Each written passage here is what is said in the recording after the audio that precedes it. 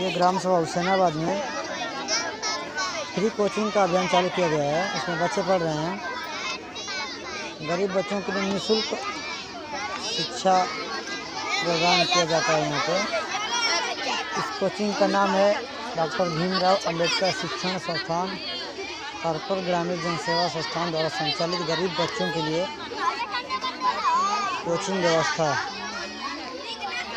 ग्राम सभा हुसैनाबाद, पोस्ट जौहराबाद, जनपद गाजीपुर, उत्तर प्रदेश, भारत। संस्थापक श्री वीरेंद्र भारती, संचालक आरती कुमारी, संरक्षक शशिकला। देखिए बच्चियाँ पढ़ रही हैं, सर इधर पढ़ा रहे हैं, सब मैडम पढ़ा रही हैं।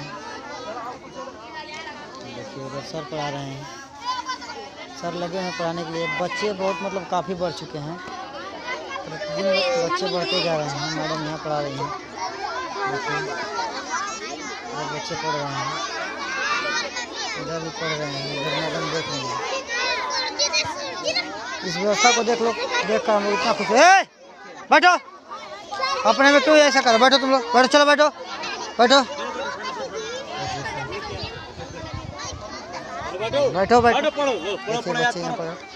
ये किसका है सर मैं आपसे ये पूछना चाहता हूँ कि सर आप ये कोचिंग किस लिए चालू किए हैं? मैं इसलिए चालू किए हैं कि बच्चों का भाई भविष्य आगे बढ़े और देश के लिए कुछ बने जी। बच्चों को मैं चाहता हूँ कि आगे बढ़े और शिक्षित बने जी ठीक है। तो आप लोगों ने इस कोचिंग को किस दिन से चालू किया है? अरे हो गया लगभग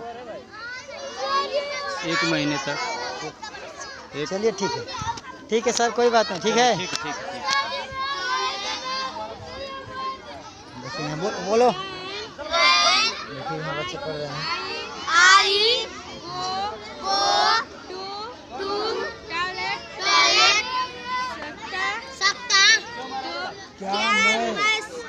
क्या मैं सर ये अभियान मतलब चालू किए हैं, कितने दिन तक हो गया इस अभियान को चालू किए हुए?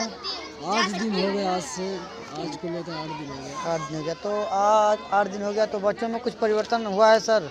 हाँ, बच्चों में परिवर्तन तो बहुत हुआ है। जिसका मान लीजिए कि लिखने नहीं आता था, उसका लिखने आ गया। और छोटे छोटे जो बच्चे हैं बिल्कुल LKG से भी छोटे, तो वो जीरो बनाना सीख लिए जी, क्योंकि 8 दिन में उनको जीरो बनाना सिखा दिया गया। जी। और मान लीजिए उनके बैठने के लिए बताया जाता है, बैठने के लिए सीखते हैं। बच्चों में रहकर बोलने के लिए भी सीखते हैं, और ये सब बच्चे सीख लिए हैं। ये किस किस क्लास के बच्चे पढ़ते हैं यहाँ पे? यहाँ पे तो 1 से लेकर इंटर तक के बच्चे हैं। जी तो अभी तक 8वीं तक आ रहे हैं, जी और 9 से लेकर 12 तक नहीं आ रहे क्योंकि बोर्ड का एग्ज़ाम है उनका, जी। इसलिए बड़े बच्चे नहीं आए, वो भी आएंगे कुछ दिन में। तो सर विषय कौन कौन सा पढ़ाया जाता है सर? विषय तो देखिए जो स्कूल में पढ़ाया जाता है सब विषय, ऑल सब्जेक्ट है, हिंदी, इंग्लिश, मैथ, साइंस, तो जो भी सब्जेक्ट पढ़ाया जाता है। उसके अलावा यहाँ पे हम लोग अपने जितने महापुरुष हैं जिन्होंने शिक्षा के क्षेत्र में योगदान दिया है। जी आप सर महापुरुषों के बारे में भी बच्चों को पढ़ाते हैं कि नहीं पढ़ाते हैं? नहीं पढ़ाते हैं सर तो मैं ये पूछना चाहता हूँ कि बच्चों से मैं एक प्रश्न करता हूँ, बच्चे बताएंगे? पूछ लीजिए कौन सा। बच्चे ये बताओ, सर्वप्रथम शिक्षित महिला कौन थी? एक खड़े होकर बताओ कोई। माता सावित्रीबाई फुले। यस, चलो ठीक है। और सारे बच्चों को याद है? तुम बताओ। माता सावित्रीबाई फुले। जी ठीक है, थैंक्स। बैठिए। तुम ही बोलो। और बताओ। माता सावित्रीबाई फुले। क्या योगदान दी थी? लिखना पढ़ना। चलो ठीक। चलिए सर, बहुत बढ़िया। आप जो ये कोचिंग चला रहे हैं इसमें बच्चे जो है कि ठीक हैं, सही हैं, बता रहे हैं, महापुरुषों के भी बारे में पता है इन लोगों को, तो बहुत बढ़िया सर। और कुछ कहना चाहते हैं इस कोचिंग के बारे में? कहिए। यही कहना चाहते हैं कि बच्चों को महापुरुष के बारे में इसलिए बताया जाता है कि बच्चे महापुरुष के बारे में नहीं जानेंगे तो उनका पढ़ाई में योगदान नहीं हो पाएगा। अब माता सावित्रीबाई फुले शिक्षा के क्षेत्र में कितना योगदान दिए, बच्चों को जानकारी होगा कि एक महिला जिसको जाती थी स्कूल औरतों को पढ़ाने जाती थी तो उसके ऊपर कीचड़ फेंका जाता था, उसको पढ़ाने से मना किया जाता था, लेकिन उन्होंने नहीं माना, अपना जो उद्देश्य था उसको पूरा किया, तभी महिलाओं को अधिकार मिला पढ़ने का। तो महिलाओं को तो पहले अधिकार था ही नहीं पढ़ने की। जाओ महिलाओं का अधिकार नहीं था। उनकी देन है कि आज महिलाएं पढ़ रही हैं, नहीं तो कोई नहीं चाहता था कि लड़कियां स्कूल जाएं। लड़कियों को बिल्कुल पाबंदी था। अब तो लड़कियों पर कोई पाबंदी नहीं है, लड़कियां फ्री हैं, कहीं भी जाकर पढ़ सकती हैं। उनका योगदान इसमें ज़्यादा रहा। अब मान लीजिए उसी प्रकार डॉक्टर भीमराव अम्बेडकर जी, अब उन्होंने इतना योगदान दिया है कि उनके जैसा तो महान कोई भारत में पैदा ही नहीं हुआ, कहिए तो। देखिए, और हमारे ऐसे ऐसे शिक्षा के ज्ञाता हैं कि जिन्होंने गलत जो चीज़ें दिखाई जाती थी उसको सही दिखा दिया। जैसे पेरियार एक रामायण लिखे थे, तो रामायण उसको एक और ललित सिंह यादव ने पेरियार के रामायण को हिंदी में ला दिया। मतलब जो भी रामायण में दिखाया गया वो हकीकत नहीं था, असली रामायण ललित सिंह यादव ने दिखाया। तो उनका भी हमारे समाज के लिए विशेष योगदान है। उन्होंने भी हिंदू धर्म छोड़कर बौद्ध धर्म अपना लिया।